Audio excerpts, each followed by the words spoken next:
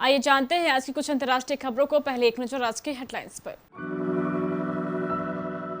बंगाल में election campaign पर election commission सख्त। रोड शो, पदयात्रा, साइकिल और बाइक रैली बैन। जनसभा में 500 से ज्यादा लोग नहीं होंगे शामिल। सुमित्रा महाजन बिल्कुल स्वस्थ है। फेक न्यूज शेयर कर शशि थरूर करा बैठे अपनी फजीहत।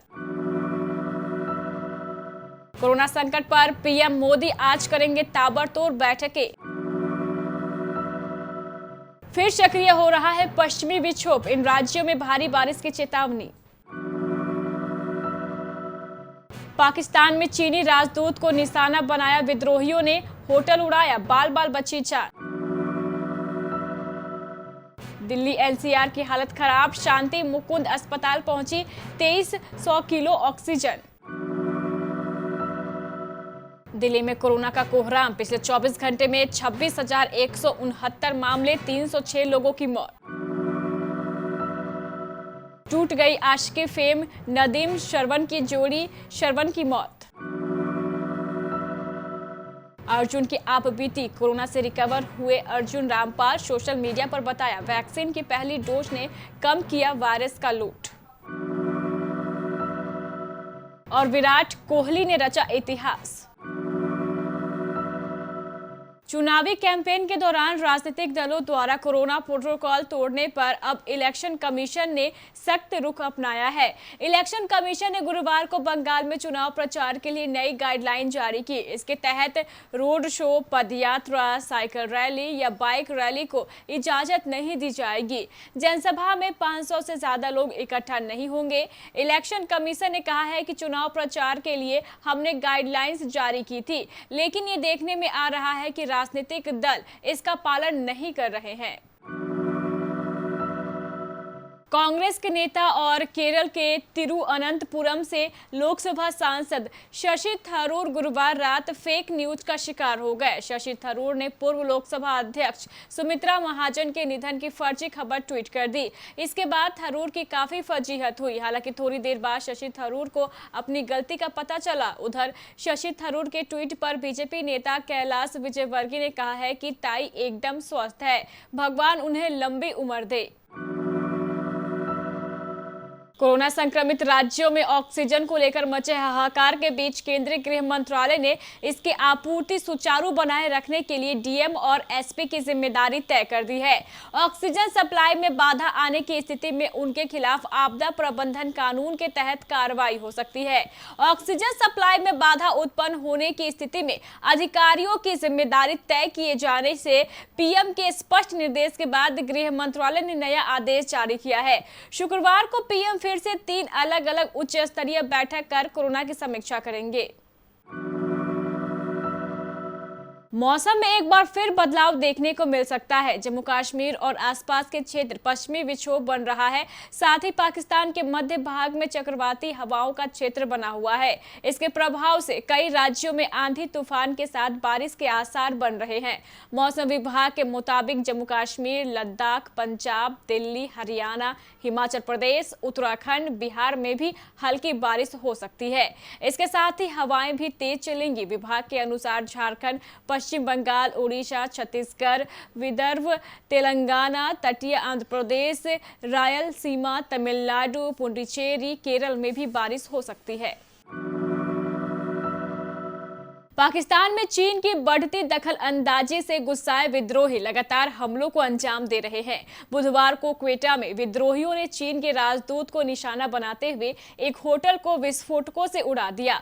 विद्रोहियों को सूचना मिली थी कि चीनी राजदूत क्वेटा के सेरेना होटल में ठहरे हुए हैं। हालांकि हमले के समय वे इस होटल में मौजूद नहीं थे। बताया जा रहा है कि इस धमाके में कम से कम 5 लोगों की मौत हुई है, जबकि 12 से अधिक लोग घायल हैं। दिल्ली समेत पूरे देश में कोरोना की दूसरी लहर कहर बनकर टूट रही है। एक और जहां लोग टेस्ट कराने के लिए लंबा इंतजार कर रहे हैं, वहीं बीमारी गंभीर होने के बाद ऑक्सीजन की कमी ने लगातार हालात को बेकाबू बनाकर रख दिया है। दिल्ली के अधिकतर अस्पताल इस वक्त सोशल मीडिया पर उतर आए हैं। ये लोग पीएम से लेकर सीएम तक से गुहार लगा रहे हैं। सरकार तक अपनी मांग पहुंचाने के लिए एकमात्र विकल्प सोशल मीडिया बचा है। दिल्ली के छोटे छोटे नर्सिंग होम और अस्पतालों की हालत इस वक्त सबसे ज्यादा खराब है। गुरुवार दोपहर तक राजधानी के 15 से अधिक छोटे अस्पतालों में शटडाउन हो चुका है। देश में कोरोना का संक्रमण बुरी तरीके से फैला हुआ है। हर दिन लाखों लोग इस खतरनाक बीमारी की चपेट में आ रहे हैं। स्वास्थ्य मंत्रालय के मुताबिक देश में पिछले 24 घंटे में 3,15,000 लोग संक्रमित हो गए हैं, जो दुनिया में अब तक का सर्वाधिक आंकड़ा है।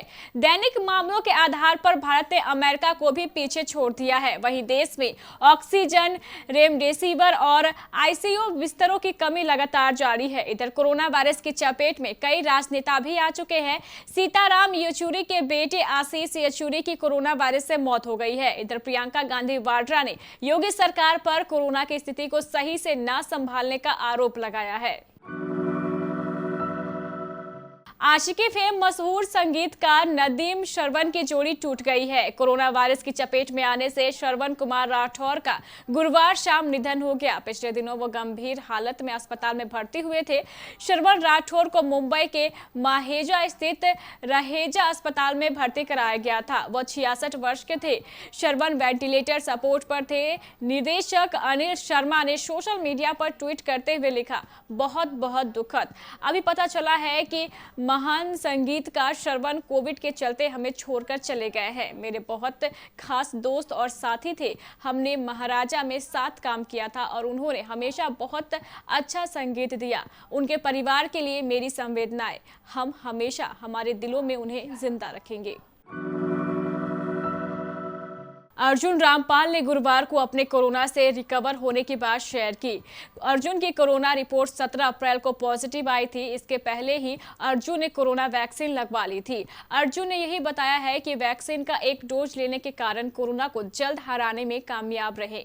अर्जुन ने पोस्ट में लिखा, सभी पीड़ितों और अपनों को खो चुके लोगों के लिए मैं प्रार्थना करता हूँ। मेरे 2 टेस्ट नेगेटिव आए हैं। भगवान दयालु है, मैं इतनी जल्दी ठीक हुआ। इसके पीछे डॉक्टर्स है, क्योंकि मैंने अपनी कोरोना वैक्सीन का पहला डोज लगवा लिया था। उसने वायरस का असर कम कर दिया, इतना कि मुझे कोई लक्षण ही नहीं थे।